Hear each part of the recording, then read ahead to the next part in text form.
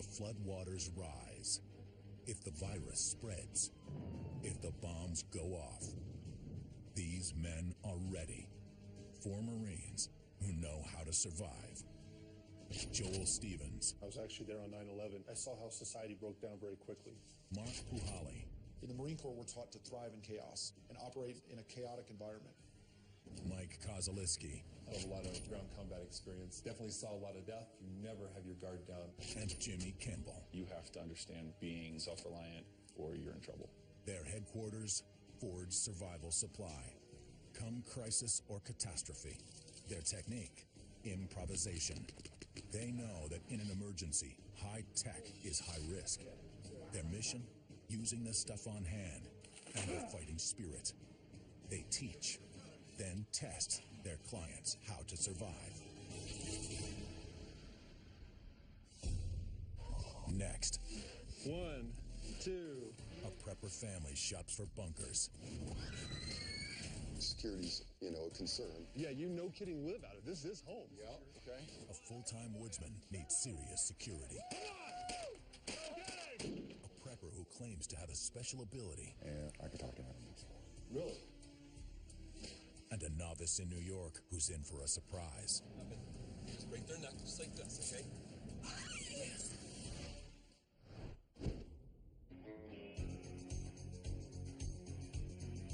Gee, mine's bigger than yours, bro. Let's see that. Slightly. At the Forge Survival Store in Colorado, Mark and Mike are about to get a client unlike anyone they've had before. Jeffrey is an expert prepper. Convinced the world is coming to an end, he lives like a nomad. Gear is perishable, and skills are something that you have forever. And so the less you travel with, and the lighter and faster you can travel, the farther you can go. He's hiring the Forge team to design a mobile security plan that will keep him safe no matter where he's camped. Just came in, I wanted to talk to you a little bit about my truck and get your guys' opinion on it. A couple things I wanted to do to it, and someone recommended to me that maybe you guys could help me out with that. Sure. Tell us a little bit about you. Yeah, I spend a lot of time in the mountains. I live in the mountains. Weekends, I mean, you're camping? No, I live out there all year round. Really? Yeah, and... So you live outside 365 days out of the year? Yeah. How long have you been doing that? 4 years. 4 years? 4 years out of the truck, a couple years before with the backpack. Why? I think the current situation, we're facing in times are a little unstable. And so I just thought, to be fully prepared, you have to live it. People bother you? Are you worried about anybody coming into your camp or stealing your gear? We've had a couple incidents that questionable characters have passed around close to us. Is that 1s and 2s, 4s and 5s? How big is the... We have seen a pack of 3 or 4 people that seem to be a little curious about us. Have they been aggressive towards you at all, ever? One time we had a group of guys that didn't want us in that area. What about your car? Does it have any means to defend itself on there? No, and that's something I want to talk to you guys about. Well, let's go take a look. Yeah. Your dog out there? Yeah, she is. What's her name? Kai. Jeffrey's first priority is his truck. So we're looking for increasing your security, possible weapons, storage, to be able to do more with what you have. Yeah, absolutely, yeah. Okay. I have nights where I sleep inside the truck. Hey. Filing cabins? They are, yeah. Nice. You're working out of a controlled environment. You have only what you have. Exactly. And what right here is most important. Yeah. And, we can build upon what you already have. Great. Have you done anything at your campsite to make it more secure? The best thing I got as far as security or any kind of, early detection system is that dog. I think we need to take a look at your campsite. We need to look at where you're at on the ground. Okay. And we get a meeting together with Jimmy and Joel. We talk about it. Yeah, pick our buddies' brains, too. Okay. I like Jeff. I think he really understands what it means to live outside. He walks the walk where a lot of people don't. The Forge team gathers to address Jeffrey's security needs. he came in specifically worried about security. Security for his vehicle and for his campsite. Wait, if he's mobile, isn't his vehicle his campsite? He'll get in his vehicle and he'll move from 10, 15 miles at a time and then camp, fish, eat, live, and then he goes down and works odd jobs whenever he needs gas money, and he comes back up. He's worried if it hits the fan, how's he going to defend himself? Right. We came up with some things for the car. One, weaponize it. Weaponizing a vehicle? Yes, weaponizing the vehicle. We don't make tanks, bro. Well, I'm not making a tank. I'm putting a couple guns on. Wait, how are you going to get a couple guns on it? It's about time we try it. You guys give me crap all the time about trying to set something like this up, so let me do it. Okay. Okay. They keep the plan simple so Jeffrey can use what he has on hand. You guys have two categories here, car and camp. What's the camp for? That's what we want to see about sending you two out there. Go check this out and see what you can see. Jimmy and I have to come up with a gear list. We need stuff for tripwires, camo Noise. netting, noise, maybe some tools to do some work on his campsite. And What he's got to work with. exactly. Yeah. Okay. So Jimmy and I will go look at the camp, and then we'll reconvene and we can test some of the Weapons. Yeah. I can't wait to see this thing backfire and just send a round right through your face. That's not going to happen. I can't wait.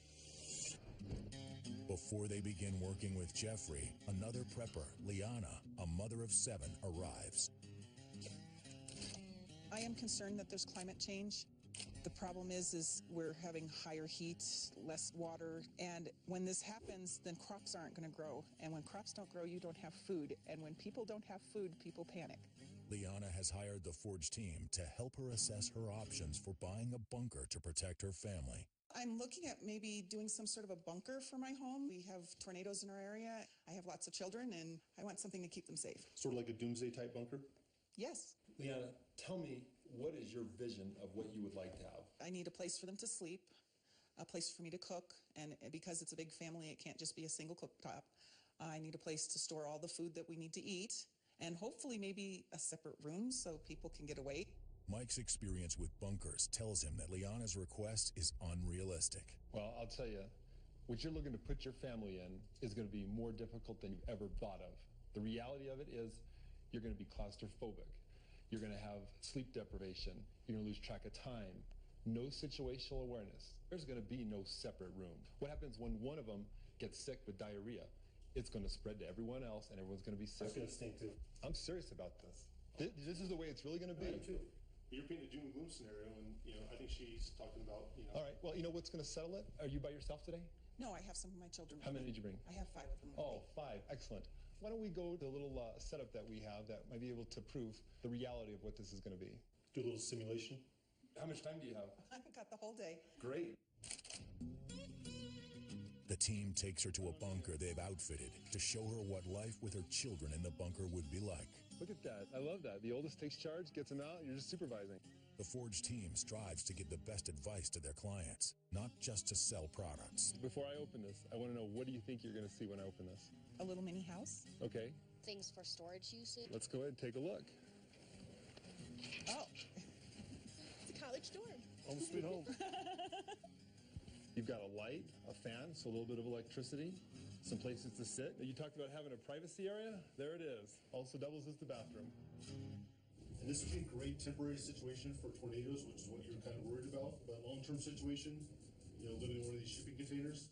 It's going to be very tight, and that's really what we're trying to show here. You're going to be stepping on one another. You're going to be sleeping on top of one another. It's going to be a realistic approach of what it would be like should you put the money and the time in to bury in a container or having something built below ground. So you guys have everything? Good accountability.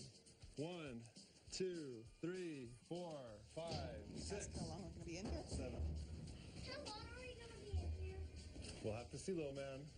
Bye-bye.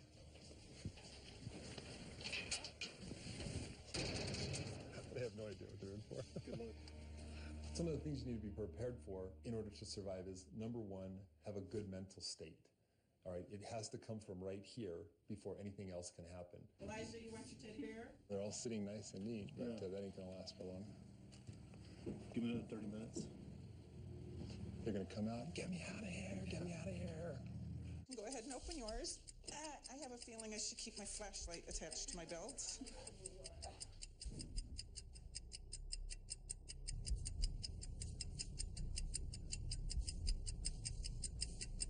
After 2 hours, the family still appears calm.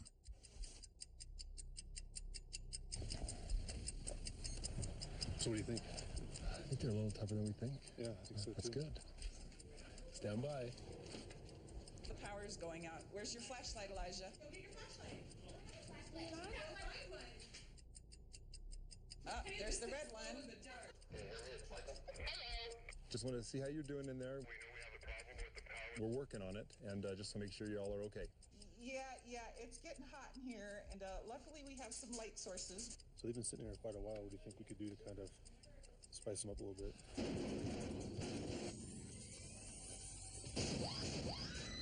2, 3, 4, 5. Liana hired hired Joel and Mike to consult on sheltering her family in a crisis. They set her up in a bunker, and now they're about to tweak the experiment. They've been sitting there quite a while. What do you think we could do to kind of spice them up a little bit?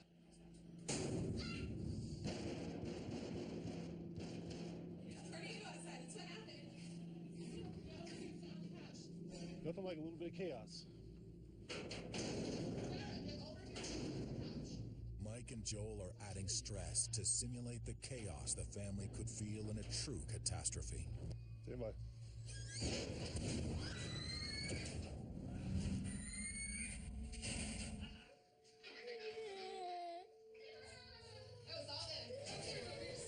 Okay. Is everything okay in there? All right, we think that was an earthquake. You want to get out? It's scary. I'm never In a bunker again. No. Get out. Say again? With Elijah. Some surprises. Get out. Elijah wants out. Okay. After the added chaos, the young children appear to have reached their limit, which is what Mike predicted. All right, guys, come on out. Okay, let's go. All right, we'll work on you.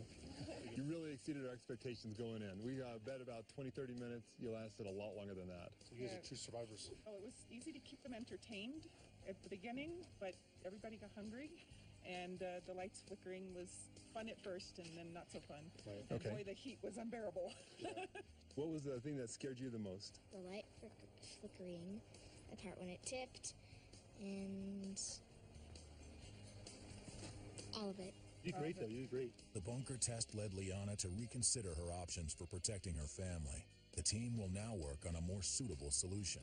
Well, I think what this goes to prove is this is really not the solution because it's too small. It doesn't have the personal space that the mom needs and doesn't have the stove. Maybe next time we can come to your guys' house and take a look at what you guys are doing to prepare and help you guys out from there. Okay. All right. Liana leaves, having learned that life in a bunker is not what she anticipated. But Joel and Mike know they are, at heart, survivors. See ya. This is Zombie Squad. Huh. I love it. Protected by U.S. Marines. The team's next challenge, finding a way to provide Jeffrey with security. Because he lives out of his truck and off the land, they need to keep him mobile. You hear about people living off the land, living in the woods. He does it almost every day. You're going to go with Joel and Jimmy and check out the campsite and see what kind of security.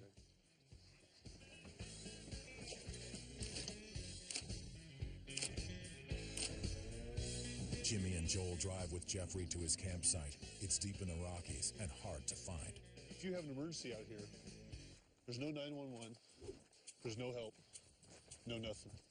The guys are impressed with Jeffrey's ability to live off the grid, but they're concerned about his security, both now and in a post-apocalyptic scenario. So is your dog out looking for game right now? Always. The hunt never ends. And, Wow.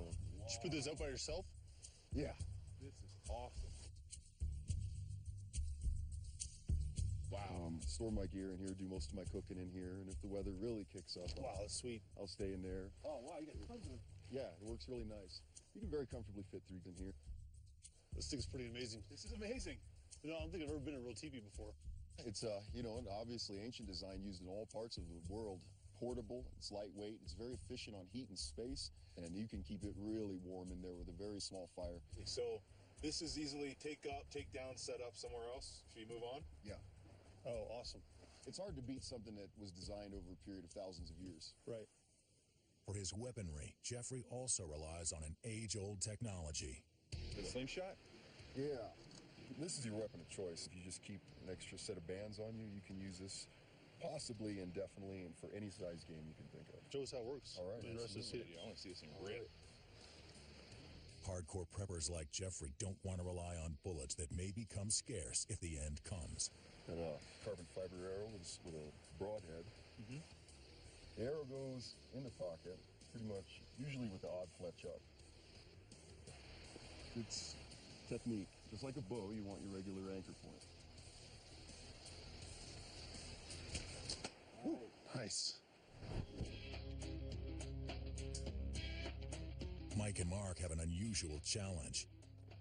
How do you keep a man who lives out of his truck secure in a post-apocalyptic world? And we'll see what we can put together. The hardest thing about getting the guns mounted was just finding a mount that was going to fit, and then thinking outside the box a little bit. I think we should be able to mount the shotgun on here. Is it going to fit? Let me grab it real quick. Mike and Mark chose a 12-gauge shotgun as the preferred weapon to attempt to mount on Jeffrey's Jeep. Maybe we've got some plastic or some type of rubber matting to keep that weapon from getting scratched. What I like about this is all this is commonly found at a hardware store. We're not customizing or buying this from anybody else. And then he'll be able to fix it or use this for other things if he needs to, if he's not engaged in a fight. Well, no, you should just be able to detach this quick. Yeah. Let's see how that rests in there. Oh, that's a lot better. It looks like at least we're reasonably straight, yeah. We actually went to that extra level with Jeff because he's a real good prepper. He lives out of his vehicle. So we want to make sure to take it to something that he wasn't expecting. Let's try to get it centered, though. You got it? Yeah. So what's most important is that the weapon is directly forward, so as he's turning, he knows he can accurately put his fire. This is an accurate fire. With what we have, I think we're good. Crank it down. I'd say I was a little bit of a doubter that we could actually get those weapons to stay on there. And once we got it rigged on there, we're good to go. Mike's also careful to use simple items in building Jeff's gun mount because he believes simplicity will work best in a post-apocalyptic world. It's looking awesome. That's looking real sharp.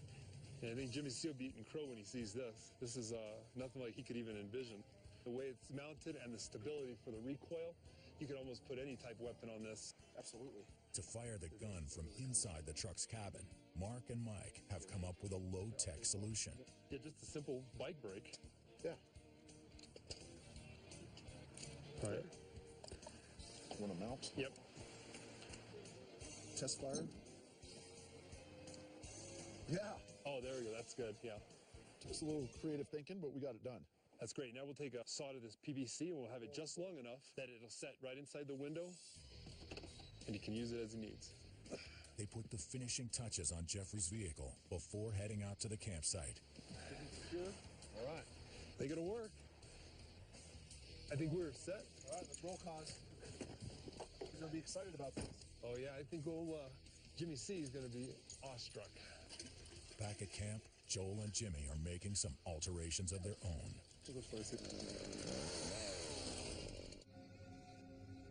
Deep in the Rockies, Joel and Jimmy assess how to keep Jeffrey's campsite safe from intruders. What we'll do is we'll kind of walk around here, recon the area, come up with some methods and techniques for you to provide you extra security. For someone to live in the forest, especially in the mountains year-round, it is definitely unusual. Campsite's awesome. TP's amazing. Biggest concern is security. Jeff, one of the first things I noticed is you're off the road, you're kind of hidden, away from people's view. But, once you get in here, you don't really have a good egress route. And you got this huge teepee that's not really transportable. You got to leave in a moment's notice. People are coming into your campsite, they're raiding your supplies. You have no way to get your truck out. Joel and Jimmy use materials that are cheap and easy to find. Simple solutions are better for most preppers. Jimmy, I think this would be the best line of egress right here. This kind of natural curve out. We'd have to funnel everybody coming in from these areas back here, create a distraction or disturbance so he can egress this way, get to the vehicle, and get out. After scoping out Jeffrey's campsite, it's pretty clear what he needs. Perimeter security, obstacles, and a good way to make an exit. Fishing line to create the tripwire. Got some steel wool that we can hook up the jumper cables and start some fire with. Soda cans on fishing wire make for a low-tech but effective early warning system.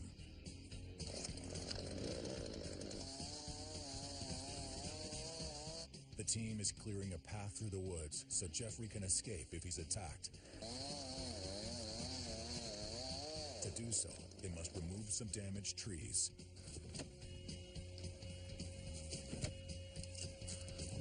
Hey man, you're a tough guy. Want to take a couple whacks at this?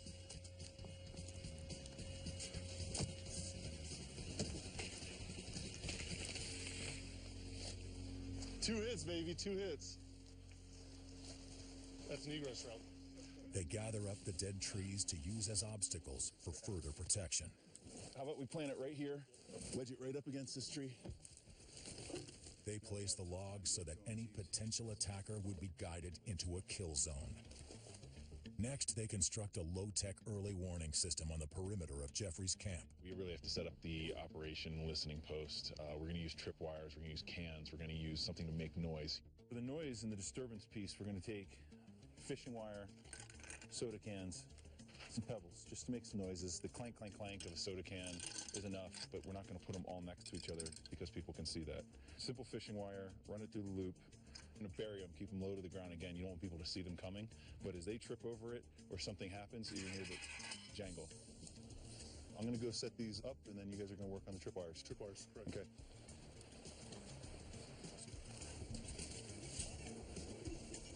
What noise mean? 2 trees right here, so looks good. Gonna take simple paracord, cheap, easy to find. And we're gonna lace this around different trees all around your perimeter. Why don't you stand up and see how tall that is? To your shins, maybe a little bit too high, we think. I find this, I see your gear, I come through, don't want to go through that brush, don't want to deal with this nonsense that we created over here. All of a sudden, I come in, bad guy. While Jimmy and Joel secure Jeffrey's campsite, Mike and Mark pull up in his pimped-up ride. Let's set these guys up. Yep, let's show them. Wow. Ford style. Check this out, man. Right, Jeff? So we got your weapons. Yeah. You got your shotgun. A little easier to get to now. Made a little rig with just some simple pipe, galvanized steel, and we found some little kids BMX bike and stole his brake from them. Okay. For your trigger. Once you give it a little pull. Mike's idea to use a bike brake to pull the trigger on the mounted shotgun wins points for being clever, but will it work? Yeah, I think it had to go all the way back.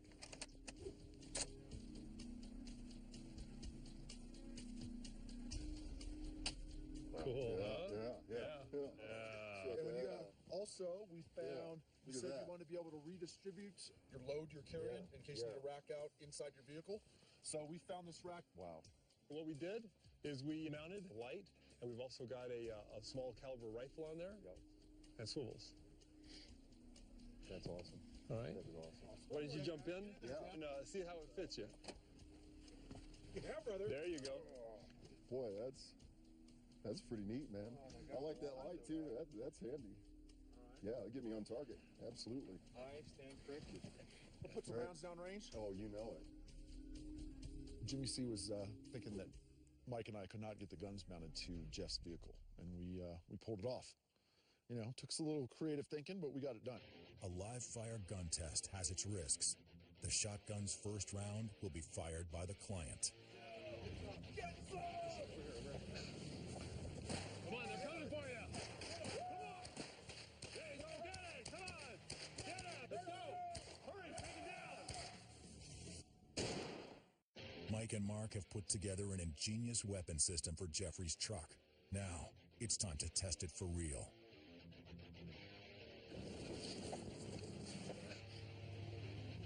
Rack it back. There you go. Okay, take it off safe. All right, let's go. Get him.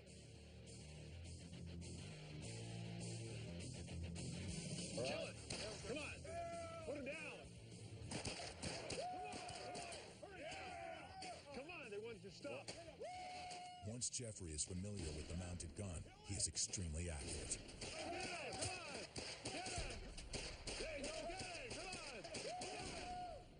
The top mount works perfectly. Mike hopes the hood mount will work equally as well.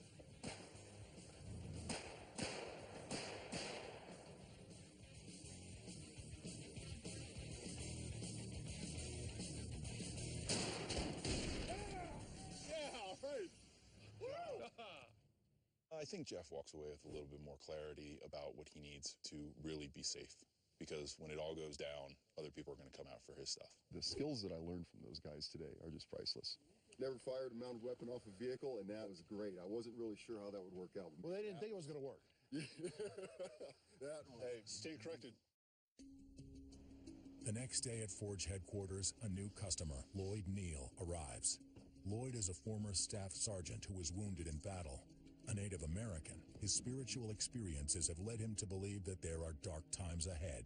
The end of times come, or not if, when. There's going to be total anarchy. There's going to be a lot of killing and a lot of stealing going on. And I'll be damned if my Yukon or my 30 people are not going to survive. Lloyd is the leader of a group of 30 and wants to be prepared for what he anticipates will come. Who's that? This is Yukon. Yukon. Oh man, I love dogs. Oh, he's pretty. Blue eyes too. You're obviously Native American. What? oh yes, I am. I am Blackfoot, Chickamauga, and Cherokee. Blackfoot, very interesting, based out of Montana, right? That's really where the headquarters is. I have a family of 30 people. Yeah, sounds like you're a big leader and advisor. Oh, I try to be. The questions that we're running into is, what do we do if something does happen? Like what? And where we can't function in this society in the same way that we do now. What's going to be the event or events? Worldwide power outage, like refrigerators would then spoil with all their food because there is no power. Generators that people are running hospitals off of, they're going to run out of fuel. People are going to make it as far as they can on one tank of gas, and then what? Then they're going to have to get out and walk. The Western creature comforts that we've become accustomed to, you think are going to go away. The power is going to go down. Everything's going to shut down. Correct. Lloyd already has a safe place to take his group, but he needs to secure clean water. It's going to be a big problem because we're not going to have water. We're going to run into the problem of, is it contaminated? If there was dead animals, there's a biohazard there. You know, it's being able to filter through all that because you're still going to need water. For a prepper, more important than bullets, security, or even food is water. So we're going to teach you how to make an improvised water filtration device. Okay. I want you to pack the bottom with a good handful of cotton balls. Okay. And then a couple handfuls of sand you're going to put on top of that. Next, charcoal from your fire. That you built? We can get charcoal from our branches and things like that. Just a regular fire source. And then we're going to put our bigger rocks on top. Mark shows Lloyd the simplest way to purify water with materials that may be more widely available. Lloyd, what do you think? I think this is going to be interesting. Interesting, right? In 5 minutes or less, an improvised water filtration device. And we have some water, and I'm just going to pour this in. To kill off additional pathogens requires more steps. You still have some other things you can use to kill off those pathogens. Iodine, purification tabs. It's going to take some time, so we're going to come back. Okay. Do you have some, spiritual guidance? Well, yes, I'm a holy person for the Blackfoot tribe, and I talk to animals. Really? Yes. What do some of the animals tell you about? Do they tell you about bad times coming, weather? They show it everywhere with the animals coming down from the mountains. There's something going on because they're pushing further into cities when they used to push further in the mountains. How you doing, buddy? I asked him, how is your heart doing today? And his heart is happy. He's very happy. What does Yukon say when you're talking about things possibly in the future? You know that the times to come are going to be hard. There's too much anger going around. People want to be in charge way too much. Anger is going to lead everybody into chaos. We talk about if times do fall, how do we step up all together? And we need to listen to our four-leggeds. Yeah, but does he think everybody's going to head in the right direction? No. And no. Yeah, what does Yukon say when you're talking about you leading your tribe up into the mountains? It's time to start. It's time to live, because if we don't stand up and do this, we're not going to live. What really makes Lloyd unique is that his oneness with nature. And I think that goes back to his proud Blackfoot roots. And that's not something you commonly see in someone who's preparing. Let's get a closer look at the water. Okay. Looks pretty good, right? Let's just put it in this clear bottle. Oh, wow. So is this good to drink now? Or is... Whoa, hold on. What did we talk about? Iodine tablets. So we're not ready to drink quite yet. Not yet, but you're close. Yes. Along with the water purification advice, the Forge team sells Lloyd bug-out bags for him and his dog. Yukon. Okay. There you go. Oh, yeah. Good boy. Sure. Bug out wolf dog. Call us anytime. I sure will. Thank you very much. All right. What Lloyd told me that struck me the most is his concern about his leadership. And I think him just thinking about that, that's one of the qualities of a good leader. Forge has clients all over the country, including New York City. The team has traveled there to help a novice who wants to defend her apartment if society breaks down. This is the house I was telling you about. Just to orient you, Lex's apartment is right above the first floor. Okay. She's got red and green plants hanging in the window. Potentially, there could be a threat laterally, vertically, Yep. and windows from the street because she's low. She is in a very precarious spot. So she wants to bug in as long as possible. As long as she has water, she wants to be able to bug in. We need to get medieval on some stuff. Bring it on.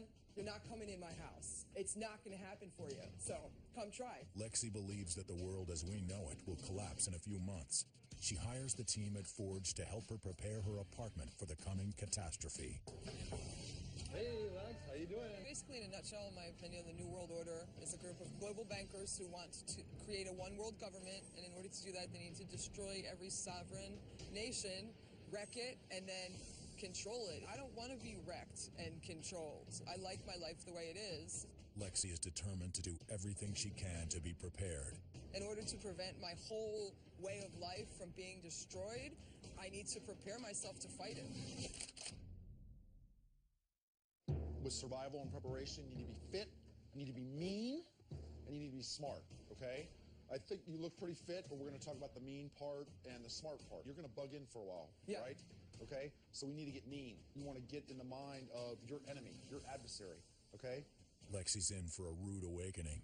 Some of the advice the Forge team offers will shock her. No.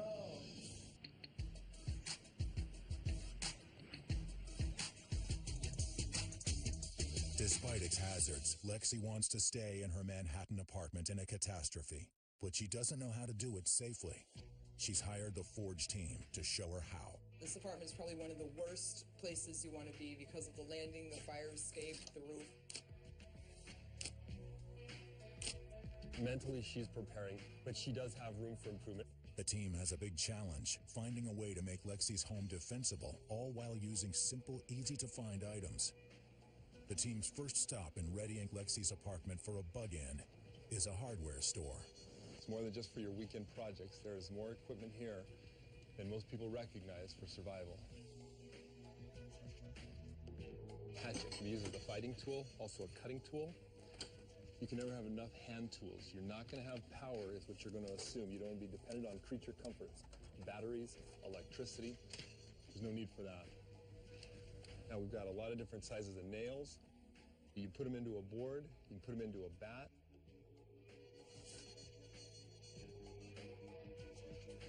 Chicken wire is going to be a good obstacle. With their supplies in hand, the team is ready to get started. What we came up with is your neighbors can get in right through this window. Yes. They can get in through your fire escape. They can come down on your fire escape, up from your fire escape, okay? They can come in through your front door. So we need to get mean on people who want to come in and try to get you. Okay. We're going to booby trap your place. We're going to put some chicken wire outside your windows in case someone tries to throw rocks to break them and then get in. We're going to stop someone. If they get in through your window, we're going to have something waiting for them. We're going to make your place a lot more defensible with obstacles. Sounds awesome. I'm ready to get started. Thank you. Hand it to me when I get outside. Okay.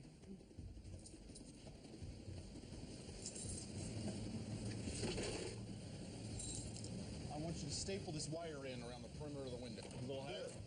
Wedge that in there. I got you. Right. Excellent. With this wire, if people you do, try to throw rocks or try to break your windows, throw glass bottles, anyway, bottles, Molotov cocktails, you're not going to get your windows broken. This is definitely good stuff. All right, so you see that? Yeah. That looks good. Yeah. So now we're going to go black out your place. We got you some trash bags and just some basic tape. Okay. Noise, if you're banging around up here and there's people on the street at night, if you're making a bunch of noise, what do you think is going to happen? They're going to come up and see what's going on. Right, they're going to investigate. Yeah. Okay, so is there food up there? Is there gear up there that I might need? Right. Okay, so you want to stay stealthful. You want to get in the mind of your adversary. Once we get it all blacked out, you want to check and make sure it is in fact blacked out. Okay. If there's any gaps, you want to make sure you fix those. Okay, so I'm almost finished with the taping. This looks good. Okay, looks pretty sealed. All right, let's do the light test and see where we're at. All right. All right, so what do we have, Lex? Okay, so we have a little bit of light coming through. We definitely want to close that up.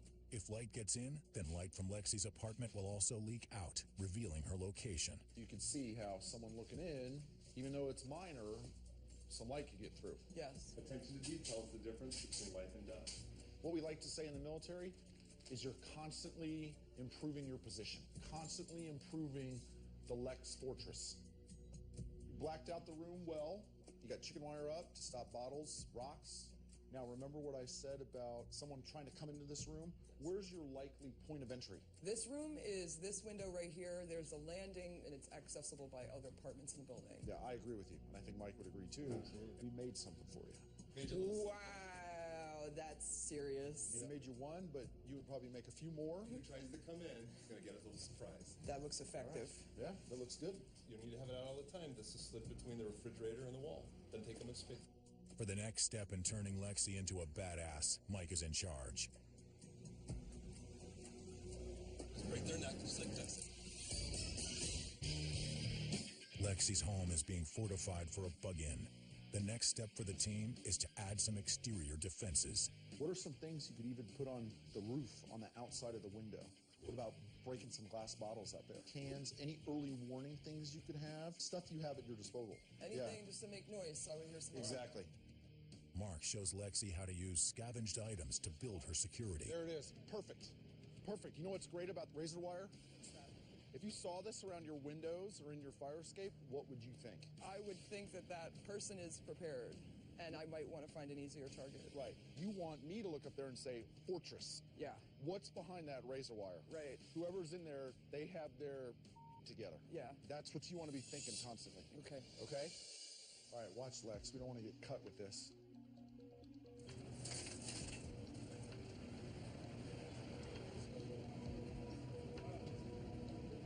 Get out of the way, then you can come on out. Would you want to go through this? I wouldn't even try. This isn't even that much. You have a lot more wire up on the roof that you can get and use. There's no way someone's going to want to come up here. No. If someone's trying to come down, if you razor wire this, so how's that look? It looks menacing. That looks great. Yeah, it does. The barbed wire protects Lexi's apartment from above. To protect her from intruders from below, they demonstrate another tactic. I'm going to hold the ladder. Mike's going to hold the grease. Okay. I want you to grease it up as high as you can. Because obstructing fire escapes violates fire code, the barbed wire and grease are only temporary measures. Anybody touches that, they're going to slip or they're not going to expect this. Yeah, you can't grab that. Yeah, that looks really good. I like a cake. Try to grab that. Try to get a good grip on there. Whoa! Yep. That's not going to work. That's exactly what we want. There you go. Yes. All right. And it's also Ready? war paint. For the next step in preparing Lexi, Mike brings in Jimmy Campbell. All right, man, we're back with all the stuff we need for Lex. She's really well prepared. Yeah, I think we're going to take her to the next level. This right here is going to be what really is going to make the difference today. We're going to get her attention in a big way.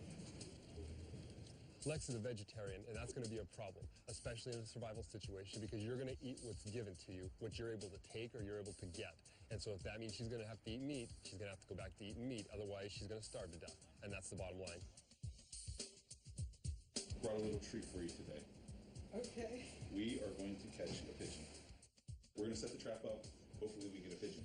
We're going to show you how to take the feathers off, take the wings off, cook it, and eat it. No. Well, if we catch it. We got to catch it first. Oh So we have pigeons. We saw them yesterday. I'll try my best. This is life or death. Yeah, There is it's no not best. You just do. Because like we discussed, you've got to rehearse it. You Yeah. don't want to see if you can do it when the really hit the fan. Because you are not going to be thinking clearly. It's got to be immediate reaction. You might be the only person on a 5-block radius that has meat. Bartering cool too. Yeah. Neighborhood cook. Look at you. That's what jerks also. You got it. Covers everything. Okay.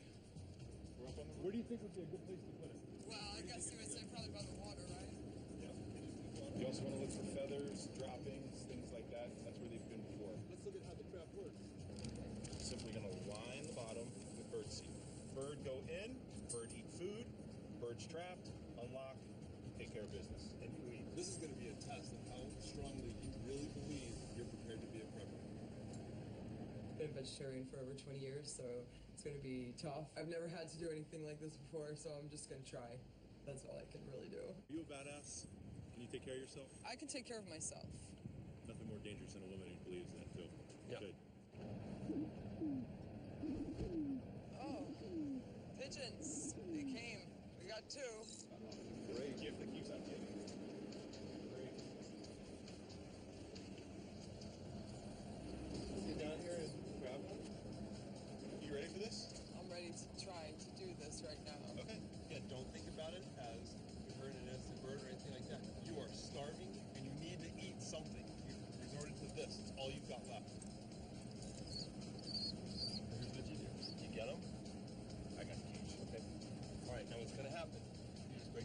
just like dust, okay? It's all right. It's all right. It happens. And just keep twisting the wings. Twisting the wings. It comes right off. Right off. It's okay. It's okay. It's okay. Good Lord. Good? Now listen. This is the easiest part. This is the easiest part of the whole thing. Meat's already coming out. Now watch. So, dig your thumbs in. Follow Mike. Dig your thumbs in. Yo, I don't know, man. I don't know. Like, honestly, I don't know if I got it. I don't know if I can do that. You got it. You got it. It's going to take some practice. It hurt me. I mean, I love animals. Sorry. I mean, like, I love animals. I didn't know I wanted to see that. I didn't think I was going to care that much. It's a freaking pigeon. But I cared a lot. Like, the guy looked at me in the eyes, and then we snapped his neck. That was... Are you okay? Yeah. I know this is tough. I understand. But this is the only thing you have to eat. God, I don't really think I can. You don't think you can? No, I really don't. I really don't think I can do it. Her reaction to this was kind of what I expected. I could tell she was apprehensive when she found out that we actually had found the birds in here and that they were captured. And for her to see it was really going to happen, I think this is exactly what we try to teach. So this little bird didn't die in vain. He's teaching her and training her. And we have to rehearse these things because when the shit hits the fan, you actually have to be able to execute, not just plan anymore. Let's get downstairs and let's get this thing going. Okay.